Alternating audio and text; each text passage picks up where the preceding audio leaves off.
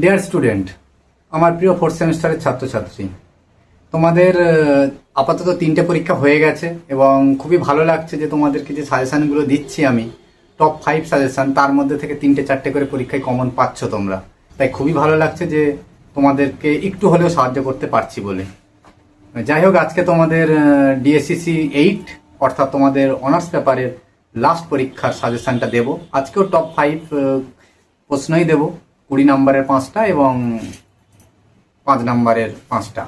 তা এর মধ্যে থেকেই আশা করি তোমরা সব পেয়ে যাবে। তো চলো আর দেরি করবো না। প্রথম প্রশ্ন তোমাদের 20 নম্বরের জন্য আমি ইম্পর্টেন্ট পরপর 5টা বলে দিচ্ছি। প্রথম হচ্ছে, ইংল্যান্ডে প্রথম কেন শিল্প বিপ্লব গড়ে উঠেছিল আলোচনা করো। ভেরি ভেরি ইম্পর্টেন্ট প্রশ্ন, একদম পুরো মুখস্থ করে যাবে।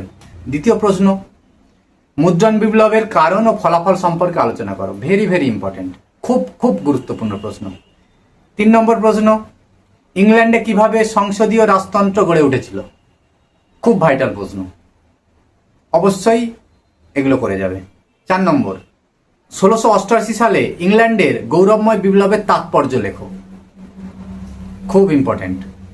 এবং লাস্ট কোশ্চেন, বিজ্ঞান বিপ্লব কতটা বৈপ্লবিক ছিল, যুক্তিসহ বিশ্লেষণ করো।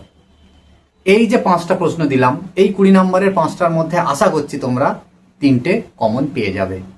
ঠিক আছে, এবার বলছি 5টা 5 নম্বরের প্রশ্ন। প্রথম, সামরিক বিপ্লব সম্পর্কে আলোচনা করো। দ্বিতীয়, ইউরোপীয় অর্থনীতিতে সপ্তদশ শতকের সংকট। Very very important. 3 নম্বর, আদি শিল্পায়ন বলতে কি বোঝো। 4 নম্বর প্রশ্ন, বিজ্ঞানের অগ্রগতিতে নিউটন ও কোপার্নিকাসের অবদান। এবং 5 নম্বর প্রশ্ন, মার্কেলটাইলবাদী অর্থনীতির বিষয়ে আলোচনা করো। এই 5টা। তাহলে এই টপ 5 20 নম্বরের এবং 5 নম্বরের যে তোমাদের প্রশ্নগুলো দিলাম, এগুলো খুব ভালো করে পড়ো। আর আগামীকাল সন্ধ্যার সময় আমি তোমাদেরকে আবার টপ 3 ইম্পর্টেন্ট 3টে করে প্রশ্ন দিয়ে দেবো।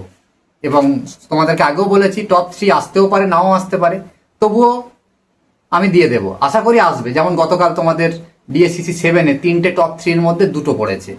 তো ওই জন্য আমি আবারও তোমাদের জন্য টপ 3 কোশ্চেনগুলো দিয়ে দেবো।